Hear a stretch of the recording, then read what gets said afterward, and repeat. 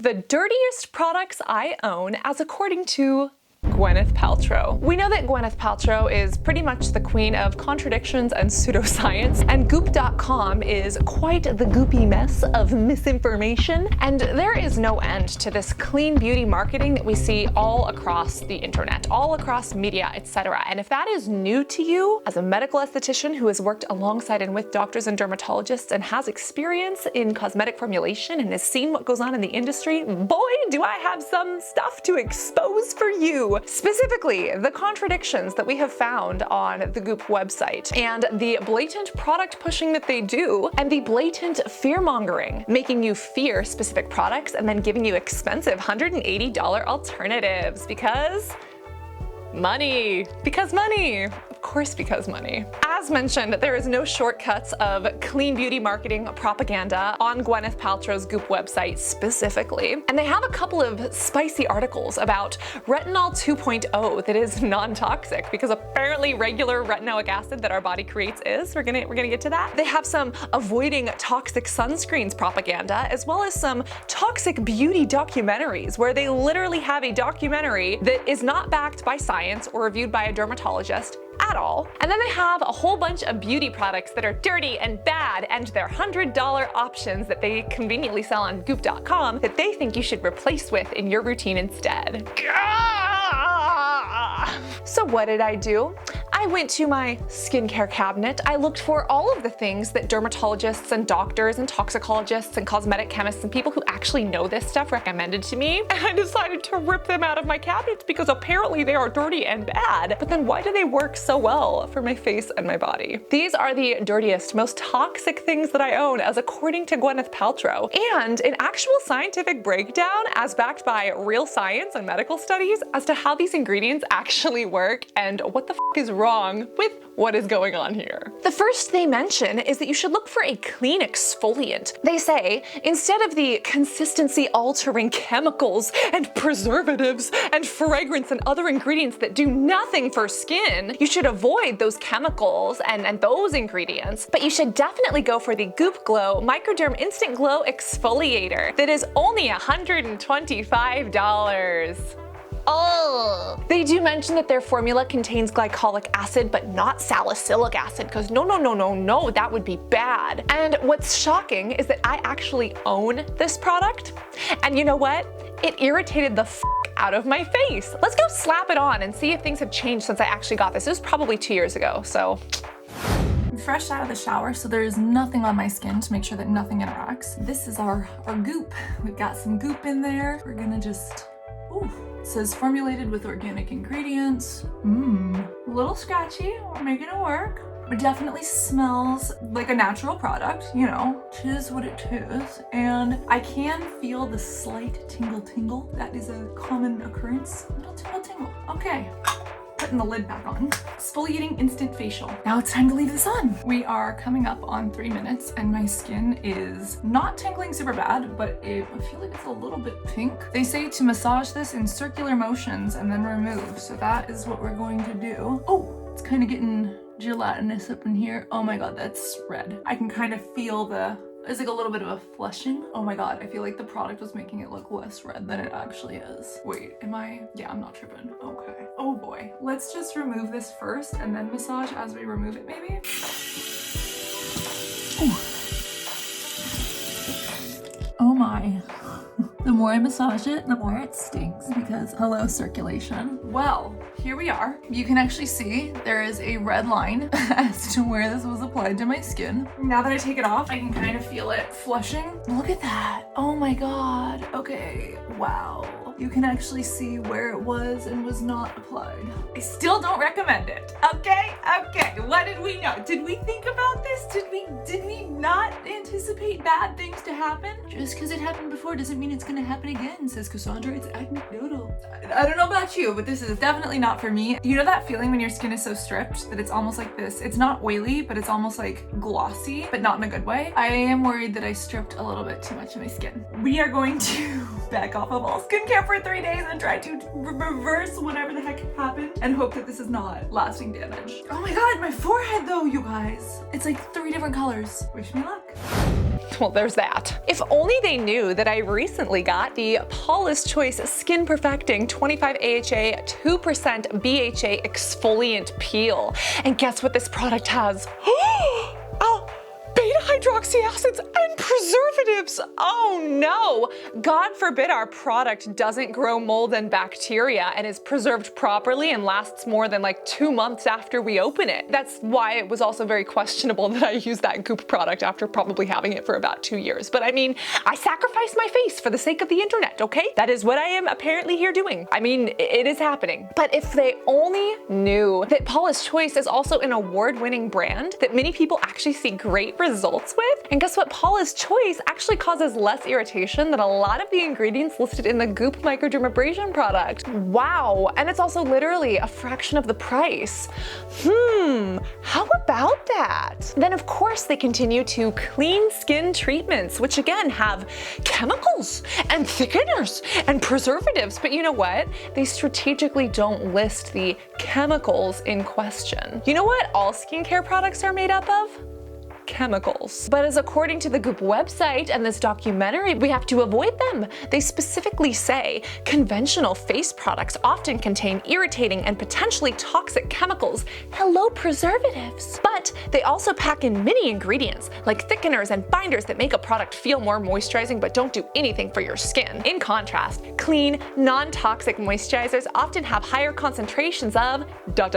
moisturizing ingredients, which actually isn't always true. Then they go on to say this cult favorite from Vintner's Daughter is amazing for breakout-prone skin. The phytonutrients are part of the magic that really shows up. And guess what? It's $185. Don't get me wrong, we love some phytonutrients, but there's actually a lot of lies and misinformation in this. First off, what are these chemicals and preservatives? If only Goop knew that some of my favorite products in my entire skincare collection, regimen, routine, bathroom counter contain these scary chemicals and preservatives that literally help to fight acne, like salicylic acid that comes from willow bark, like benzoyl peroxide, which we know has been helpful to kill bacteria, like retinoids, which we're gonna talk about in a second, and like sulfur, literal sulfur that you find on the periodic table, even kind of sulfur, but wow, that must be toxic. And the preservatives, we don't want something to last, because if it lasts, then it's gonna take longer for consumers to have to repurchase our $185 serum.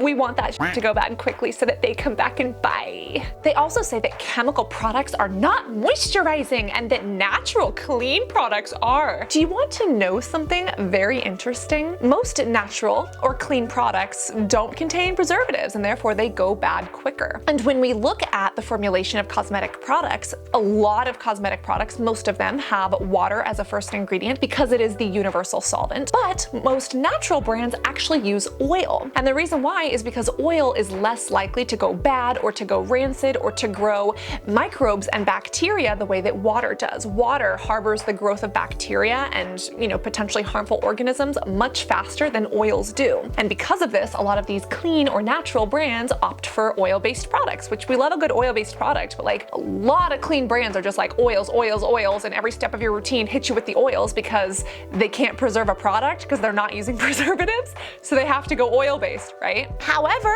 because you are a skintellectual and you have watched this channel and you actually care about cosmetic chemistry and the biology of your beauty, you also know that oils don't hydrate, they moisturize. Hydration means to penetrate water and moisture into the skin. And what does water do when it's mixed with oil?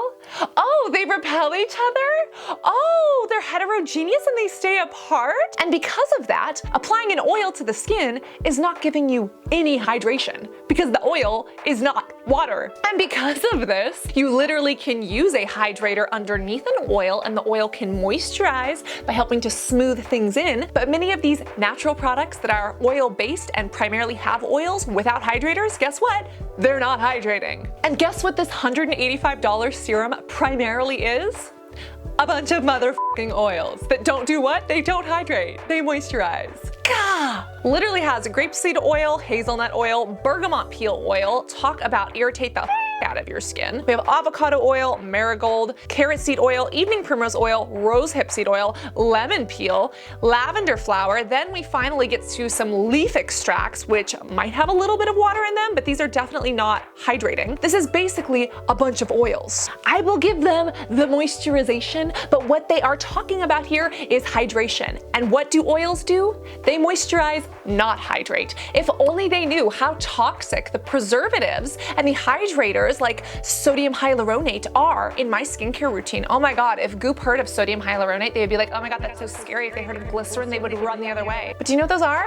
Sodium hyaluronate is made by our tissues. Glycerin is found in food. It's sweet, it's tasty, like sugary, okay?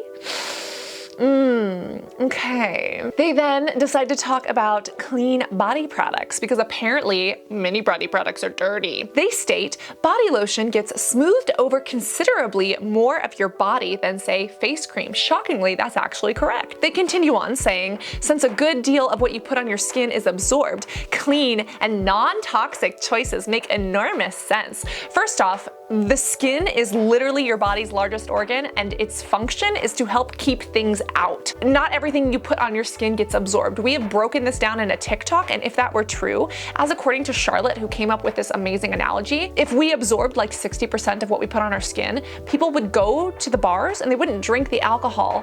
They would lay there on the table in it. We don't have like osmosis through our skin for like alcohol and things, and 60 to 90% of what we put on it does not get absorbed. That's literally not how the motherfucking skin works. They continue to say, consider that the European Union has banned over 1,300 ingredients in beauty products, while the FDA outlawed just 11.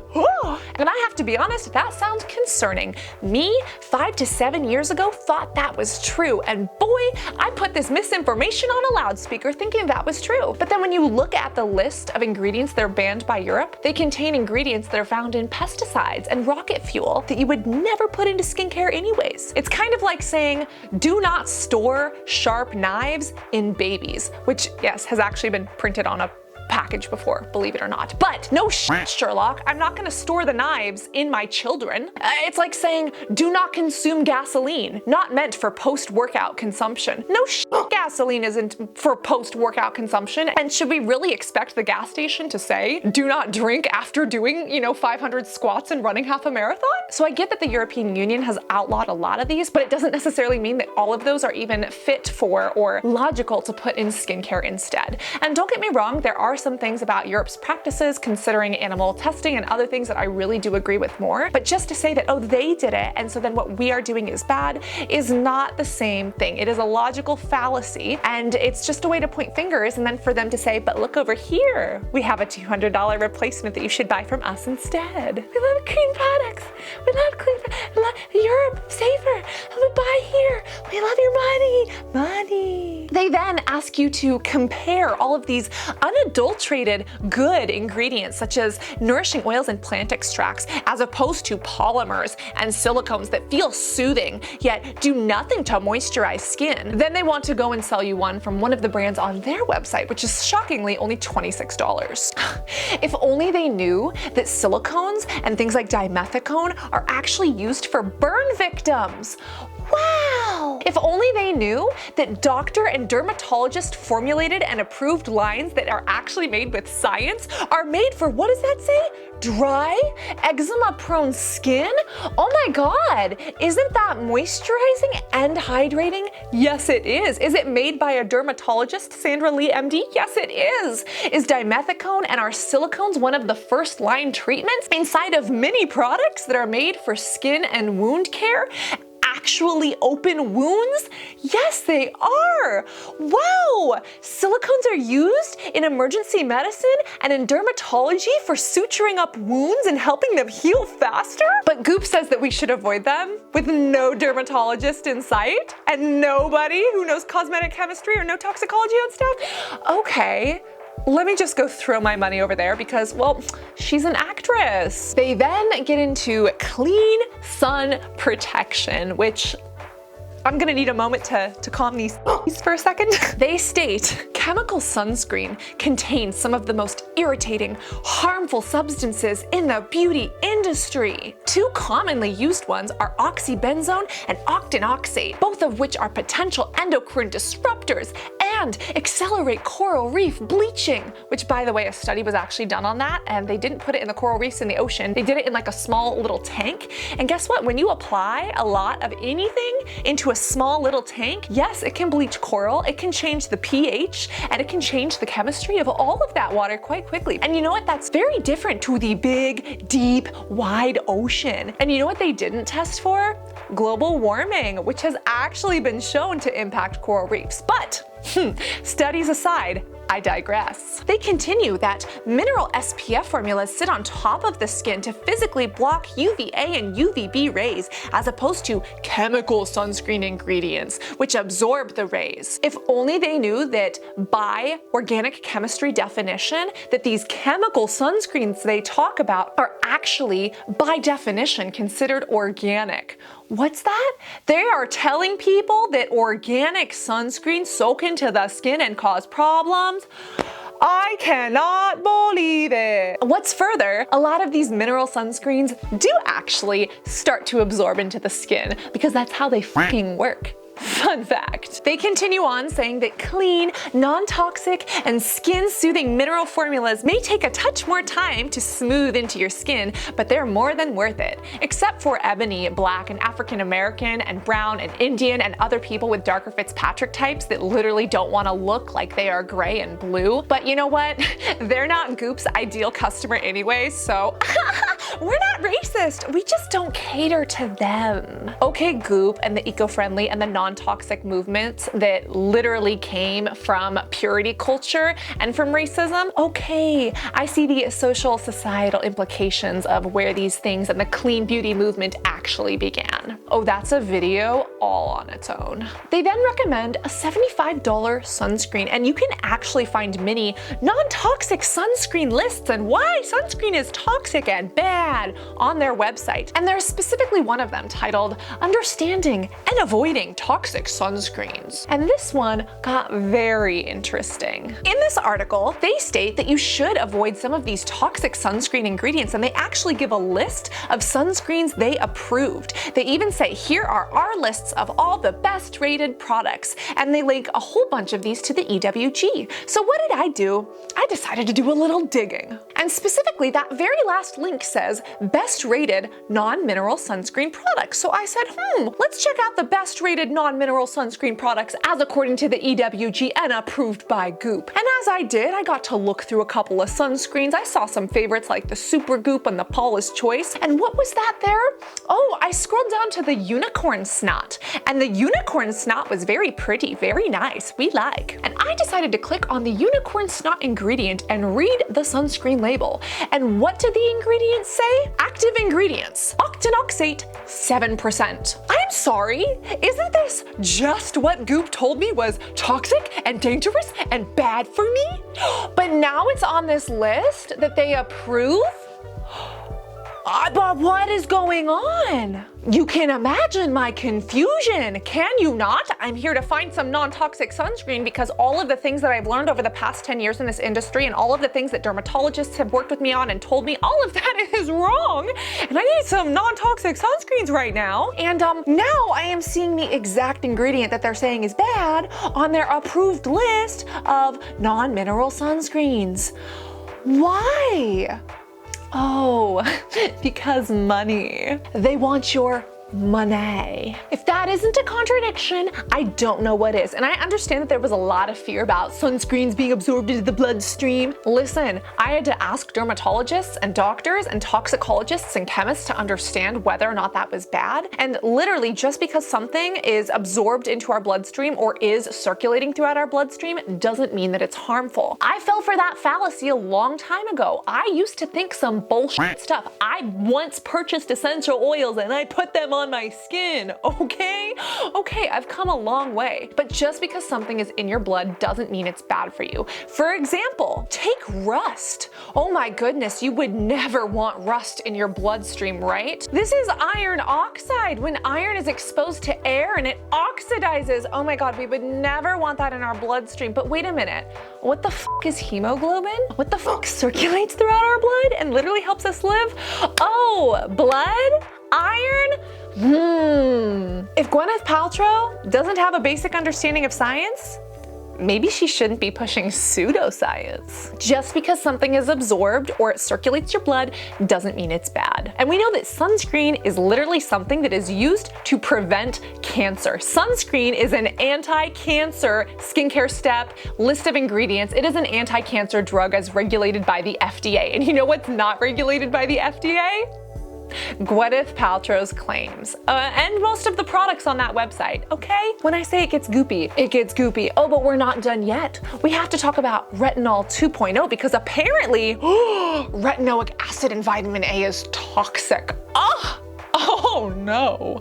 Yo, the sass is coming in hard today. Let's talk about my dirty retinoids and what must be going on inside of these tubes and bottles that I am putting on my face and that I have in my routine. Goop literally wrote an article on retinol 2.0 and why retinoic acid is toxic. And they talk about the dangers of retinoic acid, why you can't give it to pregnant people, why you can get it from foods because it's literally vitamin A, but too much can lead to liver toxicity. And this is so bad, and people are putting it on their skin. Oh my God.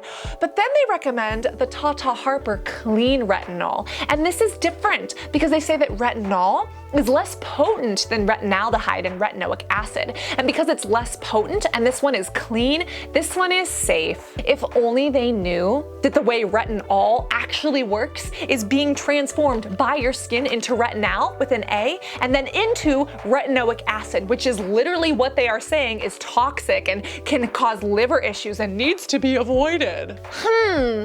What a concept. If only they knew that retinoic acid is made naturally by our bodies, in our fucking eyeballs. Wow, but no, that's toxic. Don't buy that. Don't get it from a derm. Don't get it. It's not the gold standard in dermatology. Buy this clean retinoid instead because we sell it and it's clean and it's safer and it's retinol, so it's not as potent until your skin transforms it into the potent form for it to actually work. We only do clean products here. Nothing for liver toxicity. My name is Tiffany and my liver is located here. But no liver toxicity in these clean products. If only Goop and Gwyneth Paltrow knew how many retinoids were in my routine to be transformed by your skin into these potent, toxic forms of retinoic acid. Did you notice how my hair and like everything about me just got more and more chaotic as this video went on? I have emotions. I am passionate, and it's because I care. If I didn't care, I would be concerned. But you know what? I am not here to sugarcoat it. I am here to tell you the truth. I am here to break down the science so that if you want to spend $125 on Goop's microdermabrasion exfoliation cream, you can. Or if you want things that are less expensive options that are really good for your skin, that have preservatives so they don't rot and grow mold and bacteria, you can understand how those things work so that you can literally take care of your beauty and your skin and your self-care and hygiene routine in a way that is backed by science so that it actually fucking works. The Goop website has stickers. They have golden dildos. The Goop website and the Goop Netflix show is a plethora of misinformation, and we're not allowed to upload it to YouTube because they literally take it down because of copyright, which I understand, but hey, I'm here to provide some commentary, so this is under fair use. But anyways, I'm thinking of doing it on Patreon or on Twitch. So if you want to get analytical with your acne big sister, if you want to see a little bit more of Sassy Cassie, because we are feeling feisty tonight, I would invite you to come join me. I will leave the link below, as well as links to actual scientific sources and references about the different ingredients that we're saying are toxic chemicals inside of the Gwyneth Paltrow Goop articles, so that we can actually educate ourselves and make informed consumer decisions based off of our skincare routine's actual needs and not off of fear driven by misinformation. I I hope you have enjoyed this Sassy Cassie public service announcement, and if you would like to subscribe to our channel, it is completely free of charge, and it tells the YouTube algorithm gods to bless this content, because maybe there's something educational and actually worthwhile listening to here. If you'd like to share this with a friend, it would be greatly appreciated by our entire team, including the cat, who personally adds all of the sound effects to this content. If you would like to support enslaved cats that are forced to edit YouTube videos, please share this with 2 friends who are currently bamboozled by the clean beauty and anti-scientific movements. You can save their skin and their wallets like a good friend should. While you are sharing this with a friend and helping the cat get extra snacks as if she needs more, she is so chonky. Do remember to stay hydrated, which again is made from hydrators and not oils. Do remember to reapply your SPF, even if it does have octinoxate and octocrylene. And do remember to be beautiful both inside and out. I love you, and I cannot wait to see you when we react to Goop's terribly unscientific Netflix documentary videos. The link is there. Love you guys. Bye.